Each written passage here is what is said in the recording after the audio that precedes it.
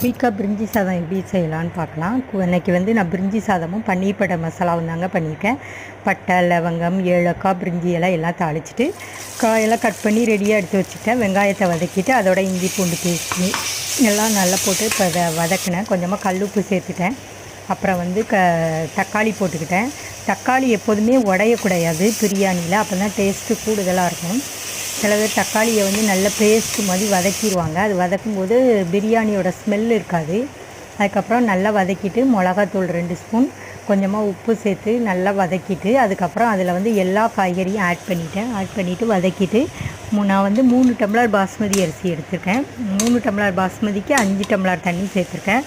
அப்புறம் காய்கறி நல்லா வதங்கினதுக்கப்புறம் அந்த தண்ணியை ஊற்றிட்டு நல்லா கொதி வந்ததுக்கப்புறம் அரிசியை சேர்த்துக்கிட்டேன். அதுக்கப்புறம் லெமன் ஒன்று புழிஞ்சு விட்ருக்கேன். இந்த நேரத்தில் உப்பு பார்த்துக்கோங்க.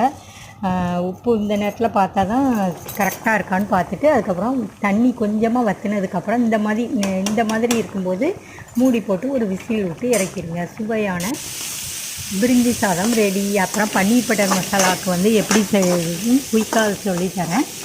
வெங்காயத்தை வந்து நீளமாக கட் பண்ணி எடுத்து வச்சுக்கோங்க. பெரிய வெங்காயம் வந்து நான் 3 வெங்காயம், ஒரு பிஞ்சு இஞ்சி, 4 பல் பூண்டு போட்டிருக்கேன். எப்போதுமே இஞ்சி பூண்டு பேஸ்ட்டு வந்து பன்னீர் பட்டர் மசாலாவில் அதிகமாக தெரியக்கூடாது. அது வந்து ஒரு இனிப்பு சுவை கொடுக்கும் வெங்காயம் போட்டால். அதுதான் பன்னீர் பட்டர் மசாலாவுக்கு டேஸ்ட்டே கொடுக்கும். எப்போதுமே வெங்காயம் கம்மியாகவும் தக்காளி அதிகமாகவும் போடுங்க. அப்புறம் ஜீரகம் வந்து பட்டரோட மெயினாக என்னென்னா இந்த வெங்காயம் எல்லாத்தையுமே பட்டரில் வதக்கணும்.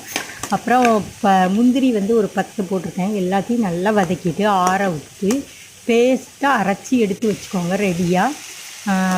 ஒரு 1/4 மணி நேரத்தில் பன்னீர் பட்டர் மசாலா பண்ணிடலாம். ஏன்னா இதில் வதக்கும் போதே பச்சை ஸ்மெல் மொத்தமும் போயிடும். பிரிஞ்சி எப்படி அழகாக இருக்குது பாருங்கள், உதிரியாக. இதில் வந்து நெய் கலந்து பரிமாறுங்க, இன்னும் சுவை வந்து கூடுதலாக இருக்கும். எப்போதுமே இறக்குனவுடனே நெய் சேர்த்தா தான் அந்த பிரியாணியில் வந்து அந்த மனம் இறங்கி சுவை இன்னும் கூடுதலாக இருக்கும். அப்புறம் பார்த்திங்கன்னா பட்டர் போட்டுக்கோங்க. கடாயில் வந்து பட்டர் போட்டுட்டு அதில் வந்து ஜீரகம் வேணும்னா பிரிஞ்சி இலை போட்டுக்கோங்க. நான் ஜீரகம் மட்டும்தான் தாளிச்சிருக்கேன். போட்டுட்டு அதுக்கப்புறம் ஜீரகம் பொரிஞ்சதுக்கப்புறம் 2 ஸ்பூன் மிளகாத்தூள், கொஞ்சமாக ஜீரகத்தூள், கொஞ்சமாக மஞ்சத்தூள் போட்டுக்கோங்க. நல்லா வதக்குங்க. வதக்குனதுக்கப்புறம் இந்த பட்டர்லேயே அந்த மிளகாத்தூள்லாம் வதங்கணும். அப்புறம் அந்த அரைச்ச பேஸ்ட்டு அதில் கலந்துக்கோங்க. கலந்துட்டு நல்லா வதக்கி கொடுங்க. அப்புறம் இந்த மாதிரி ஸ்டேஜ்லேயே தேவையான தண்ணி, உப்பு எல்லாம் சேர்த்து நல்லா கொதிக்க விடுங்க. அந்த பட்டர்லாம் மேலே பிரிஞ்சு வரும். அந்த மாதிரி நேரத்தில் வந்து பன்னீரை சேர்த்துக்கோங்க. முதல்ல பன்னீர் போட்டால் உடஞ்சிரும்.